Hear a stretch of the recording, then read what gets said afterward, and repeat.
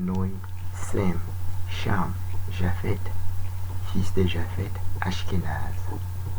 Genèse chapitre 10, du verset 1 au verset 32. Dans Genèse chapitre 10, Ashkenaz qu'on trouve en Palestine, impliqué dans le conflit israélo-palestinien, n'est pas fils de Sem pour être sémite, mais fils de Japhet. Ce qui est répété dans premier livre des Chroniques, chapitre 1, du verset 1 jusqu'au verset 54. Et même dans Jérémie, chapitre 51, où Ashkenaz y est présenté comme un supra-babylonien. Tout ceci est même répété aussi dans le livre du juste qu'on appelle Jacher, Book of Jacher, dans lequel Ashkenaz n'est pas seulement descendant de Japhet, mais il est français. Jacher, chapitre 10, du verset 6 au verset 20. C'est en anglais, mais les mots se comprennent même sans qu'on ait besoin de parler anglais. On dit donc Japhet, fils de Japhet, Gomer qui est dans le père d'Ashkenaz. Et Ashkenaz est donc dans ce verset, il est français, France, fleuve la Seine, fleuve France. Il est français à 7 reprises dans un seul verset. Japhet y est répété au moins à 3 reprises, et Gomer au moins à 3 reprises, et France, français, en tout à 7 reprises.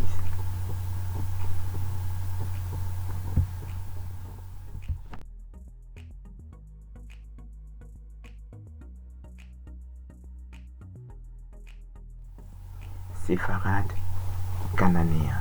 Séfarade, philistin.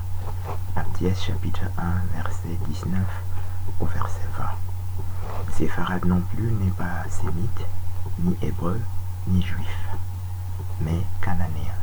Canaan, c'est le fils de Cham. Genèse chapitre 10, du verset 1 au verset 32. Les fils de Cham, Cush, Canaan, Gaza, ce sont là les fils de Cham. Donc, Séfarade et Cushite. Et Cushite, Cush veut dire Éthiopie, dans Jérémie chapitre 13. Verset 23, on dit Éthiopien, Cushite, mort. Quand on compare 33 versions de Bible différentes, Cush veut dire Éthiopien, qui veut dire mort aussi, avec M-A-U ou M-O-R-E. Cush avec K ou Cush avec C. D'ailleurs, nous voyons sur cette image un jeune Ashkenaz adolescent qui dit We are not the Jew the Bible speaks of. Revelation chapter 2 verse 9. Il dit nous ne sommes pas juifs. Nous ne sommes pas les juifs de la Bible. Nous ne sommes pas les juifs dont parle la Bible. Mais il aggrave ça parce que Apocalypse chapitre 2 verset 9 qu'il a cité, on dit c'est la synagogue de Satan. Donc il dit nous ne sommes pas juifs, nous sommes la synagogue de Satan. Revelation chapter 2 verse 9, c'est-à-dire Apocalypse 2 9 dit ça, qui est répété dans Apocalypse 3 9 aussi, synagogue de Satan. Nous avons montré quelques savants ashkénazes qui confirment ce qu'on a dit là. Shlomo Sal, qui est un contemporain et qui est toujours vivant, et qui se trouve là-bas, l'info Israël, palestinien là-bas, dit il a écrit tous ses livres dans lesquels il explique qu'ils ne sont pas juifs. Quelques autres savants avant lui, Marek Alter, Benjamin Friedman, Arthur Koestler, ont dit la même chose, qu'ils ne sont pas juifs. En sorte que le conflit israélo-palestinien, la guerre qu'il y a dans les territoires de Gaza, ne sont pas motivés par les motifs qu'il nous donne.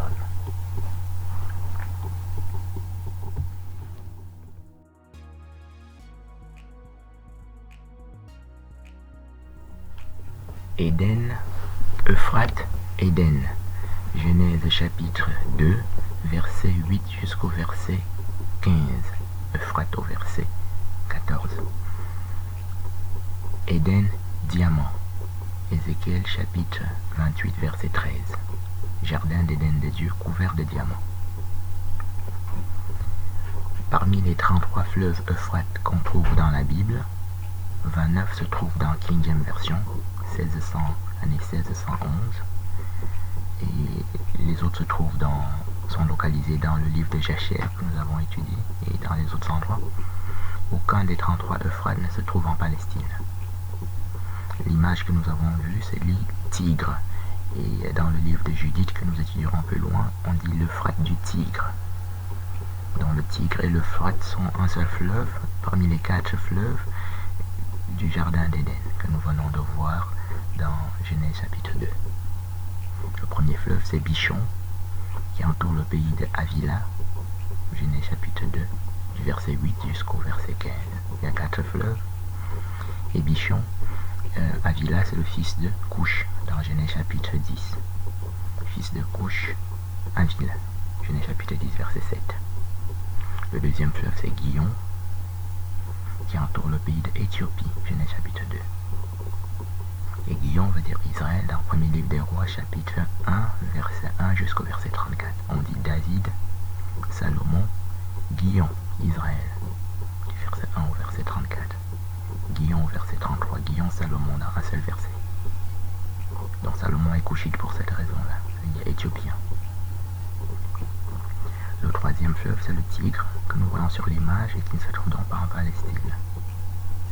Et le quatrième fleuve, c'est l'Euphrate que nous étudions, qui est la première localisation, le premier des 33 Euphrate, qui se trouve donc en Éthiopie pour cette raison-là.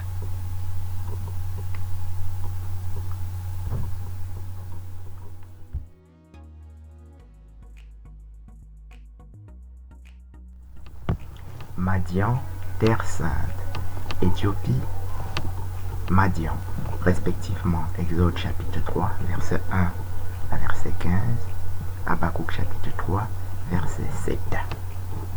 La Terre Sainte est madianite qui veut dire éthiopien.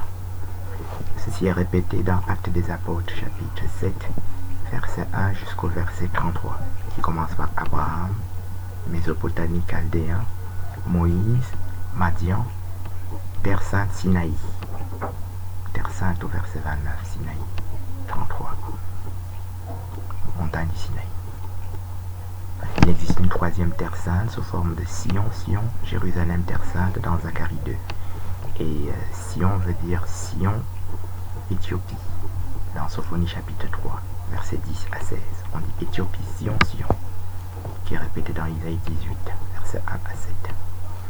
Donc le conflit israélo-palestinien et la guerre qui est dans le territoire de Gaza n'a aucun fondement biblique, ni proche, ni éloigné, en aucune forme.